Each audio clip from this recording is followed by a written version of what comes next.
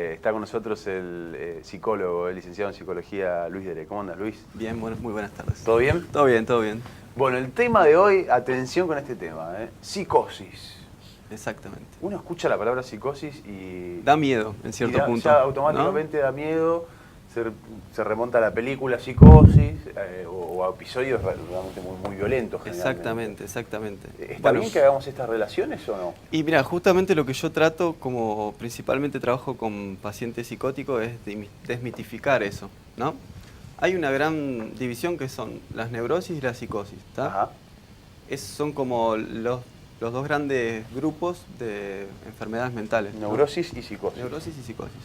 Neurosis son patologías leves, personas que no tienen afectada su vida cotidiana y digamos, su transcurrir, sus relaciones sociales y demás. La psicosis son patologías un poco más severas, pero como todo tienen diferentes grados, ¿no? Si bien la personalidad se ve afectada enteramente, pero hay personas que logran tener más recursos y otras que tienen menos recursos. Y también hay algo que ahora, bueno, está muy en los medios y demás, que son los famosos brotes psicóticos, ¿no? Ajá. Y los brotes psicóticos son personas que pueden ser neuróticas, si se quiere, o personas que tienen otro tipo de patologías, como el trastorno de personalidad bipolar o borderline, es decir, otro abanico de patologías que llega un momento donde tienen un brote. Personas normales también pueden llegar a tener un brote psicótico, en donde hay dos características principales, que son los delirios y las alucinaciones. Un delirio puede ser un pensamiento distorsionado de la realidad. En sí es eso, ¿no? Por ejemplo, pensar que el vecino me está haciendo brujería, ¿no?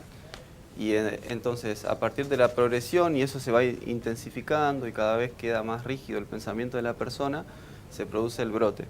En donde sí, durante el brote, se generan cambios conductuales donde la persona puede estar un poco más violenta, más nerviosa, o bien todo lo opuesto, estar encerrado, recluido en su habitación, en su casa, no querer salir, ¿viste?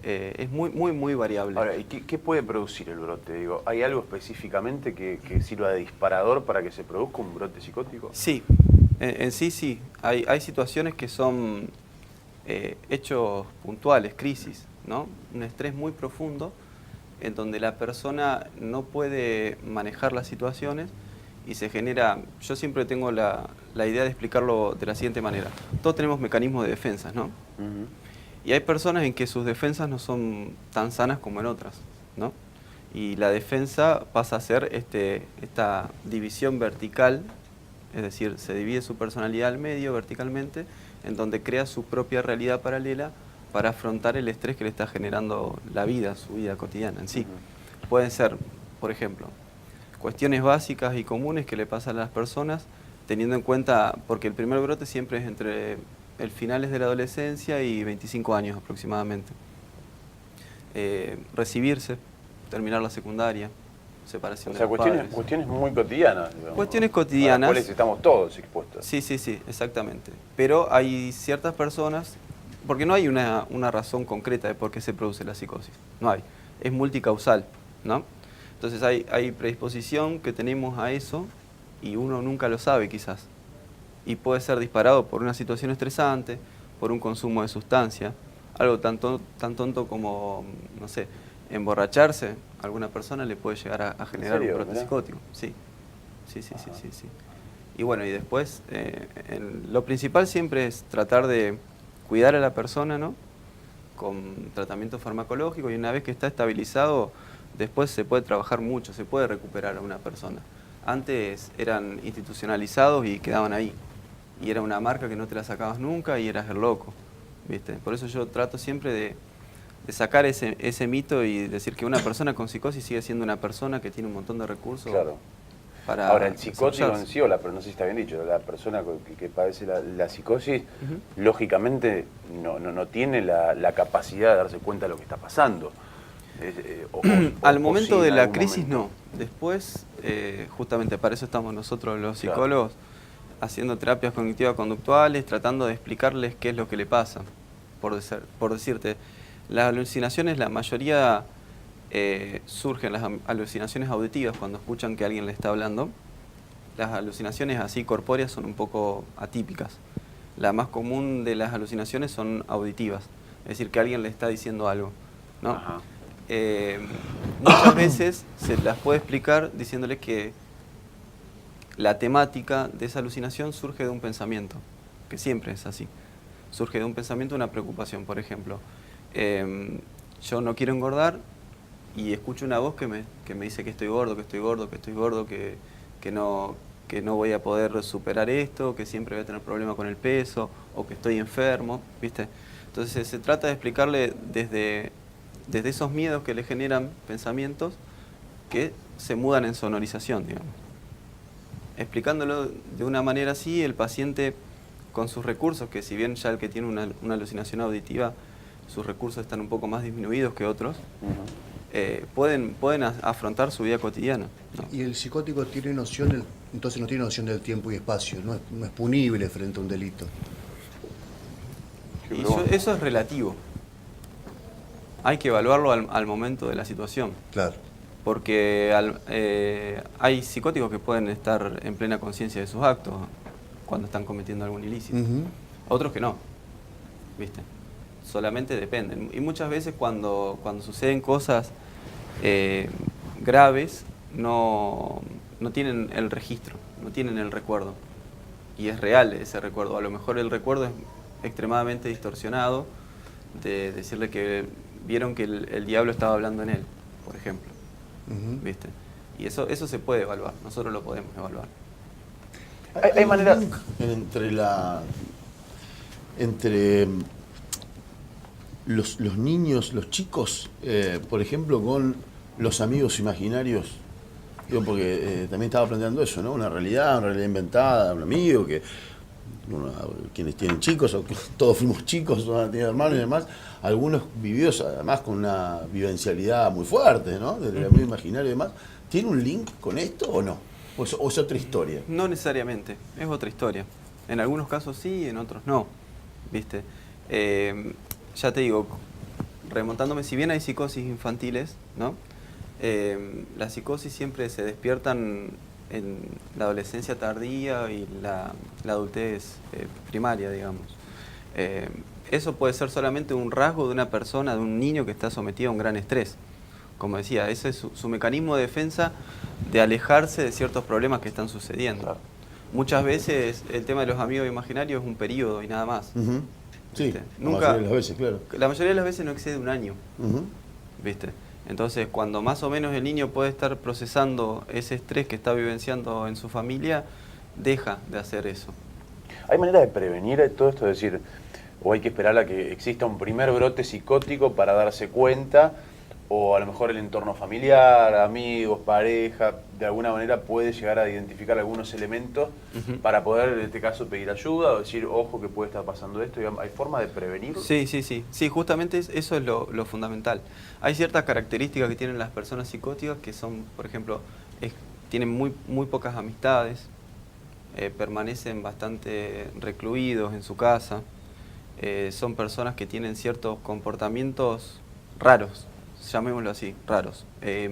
Guardar cosas que no tienen valor, no permitir que nadie ingrese a su habitación, ciertas cuestiones que por ahí están bastante ligadas a la adolescencia, pero que tienen una fuerza mucho más profunda, es decir, es estricto. Si las cosas no se hacen así, es una crisis, ¿viste? Esas cuestiones y el aislamiento social sobre todo son ciertas señales que a uno le dicen, bueno, acá quizás puede estar pasando algo. Entonces se previene el brote. Porque, como te decía antes, quizás hay en la psicopatología dentro de los trastornos parecidos a la psicosis, ahí está el trastorno delirante crónico, hay diferentes tipos. Nosotros el común de la psicosis que conocemos es la esquizofrenia, que es uno de los tipos, ¿no? Que es el que tiene las alucinaciones y demás, ¿no? Y cierto abanico dentro de estos trastornos de la personalidad se pueden prevenir y la persona puede reinsertarse. Sobre todo, muchas veces la medicación es muy importante y después reconocer la problemática a partir de la psicoterapia y ir trabajando con metas a corto plazo. ¿Hasta dónde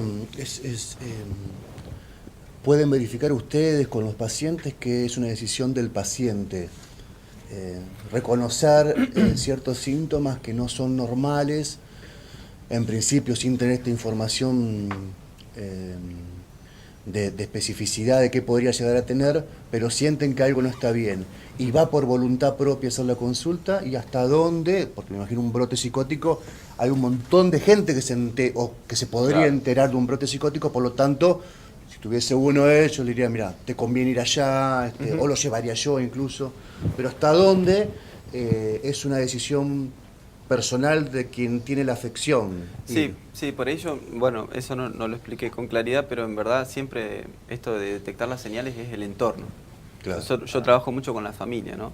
Es muy importante el entorno, que el entorno comprenda, porque muchas veces un paciente psicótico, los familiares lo pueden tomar como que le está tomando el pelo, como que es un vago, como que no le pone... Una rebeldía momentánea. Claro, como que no pone esfuerzo a las cosas, ya en un adulto mayor, porque muchas veces los chicos, los jóvenes, digamos, de 25, por ahí, psicóticos, tienen la tendencia a empezar a estudiar algo y dejarlo, empezar a hacer alguna actividad deportiva y lo dejan, y es como que parece que van fracasando constantemente, ¿no?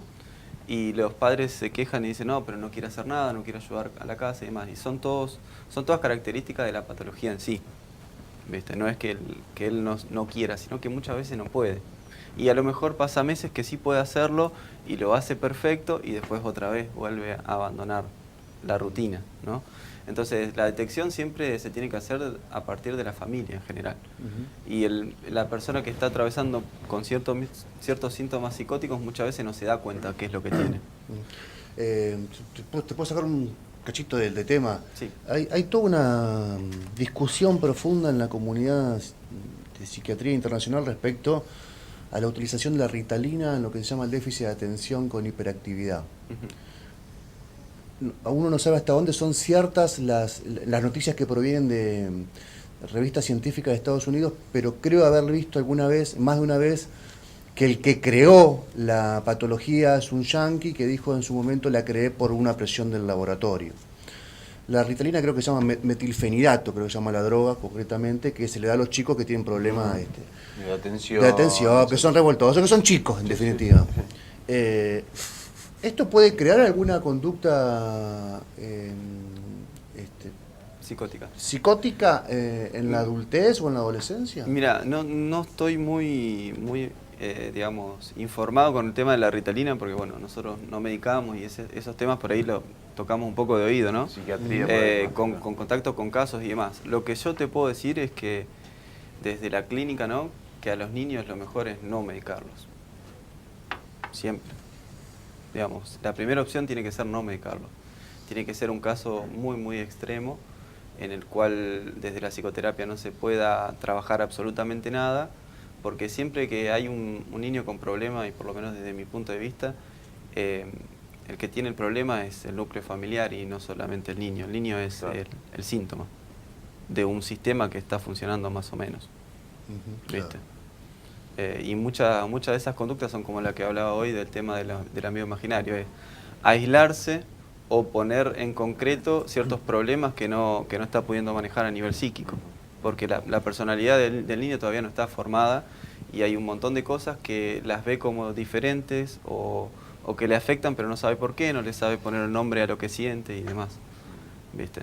Más que nada yo pienso eso con la medicación. Y en cuanto a los trastornos de hiperactividad, yo creo que está sobrediagnosticado, como ahora el trastorno de Asperger y autismo. Yo creo que hay como cierta moda en los ámbitos clínicos de, bueno, no sabemos qué es lo que tiene esto y lo medicamos para esto. Claro. ¿Viste? Volviendo al tema de la psicosis, presté atención, dijiste generalmente se puede manifestar un primer brote entre los 25 o 30 años. Hay muchos que nos están viendo que ya pasaron esa y dicen, listo, zafé. Yo estoy contenido en esa Claro, franja, por eso, si no tuve, zafé. Digo, ¿esto se puede despertar en algún otro momento de la vida por algunas otras cuestiones, independientemente de este rango de edad? Sí, se puede. Lo principal son eventos traumáticos, como decía hoy. Se puede dar mucho más grande, 50 años, por un divorcio, por ejemplo. Se puede dar también, como decía, en la niñez o más temprana edad, también se puede dar en cualquier etapa de la vida. Pero, como decía, mientras más tiempo uno pasa sin brote, más claramente se ven estas conductas raras de las personas, o atípicas, Claro. ¿viste? Como el tema de la acumulación, o muy celoso y muy ¿Es algo desconfiado de todo el genético? mundo. ¿Es algo que uno lo lleva en los genes toda la vida? ¿Y que en algún momento se despierta por algo puntual? Y mira, ¿O no? las únicas estadísticas que hay es que un hijo de 2 padres esquizofrénicos tiene un 50% de probabilidad de ser esquizofrénico. Y un hijo de un padre con una adicción a sustancias y un padre o madre esquizofrénico tiene un 90%. Eso es lo que se sabe a nivel estudio, digamos, transversal. Uno de los padres es esquizofrénico y el otro con adicción a Adicto. sustancias tiene un 90% de probabilidades de ser psicótico. esquizofrénico. De padecer algún tipo de psicosis. Me queda- Esos son los datos en cuanto a lo genético. O sea que hay cuestiones genéticas de fondo. Sí, pero ¿a dónde está el límite de lo genético y a dónde está el Claro. límite de lo aprendido? Claro. Claro. Porque... El adicto puede ser hijo de 2 personas sanas, absolutamente. claro. Y ¿viste? bueno, es adicto. Y sí, y ser hijo de una persona con una psicosis es muy difícil. Es muy difícil ser hijo de una persona. ¿Esto es un tratamiento que se lleva de por vida? Sí. O sea, que una persona que haya tenido un brote o que padezca la psicosis, Los vos brotes- decías, bueno, puede vivir normalmente porque está en un contexto tratado, etcétera, pero es un Tiene que estar tratamiento contenido. de por vida. Sí. Tiene que estar contenido. Más que nada con psicoterapia, ¿viste? Las personas que tienen un brote en su vida y se pueden reordenar después del brote, la psicoterapia es fundamental. Fundamental porque te permite a vos mantenerte en ciertos límites. Claro. No irte, por ejemplo, el tema del aislamiento social. Hay gente que puede recomponer sus vínculos y demás y por ciertos momentos empieza a sentirse como un poco más angustiado, se empieza a aislar, se empieza a aislar, y ahí es donde se genera, por ejemplo, el pensamiento delirante y Claro. empieza a carburar hasta que no puede controlarlo. Ujú.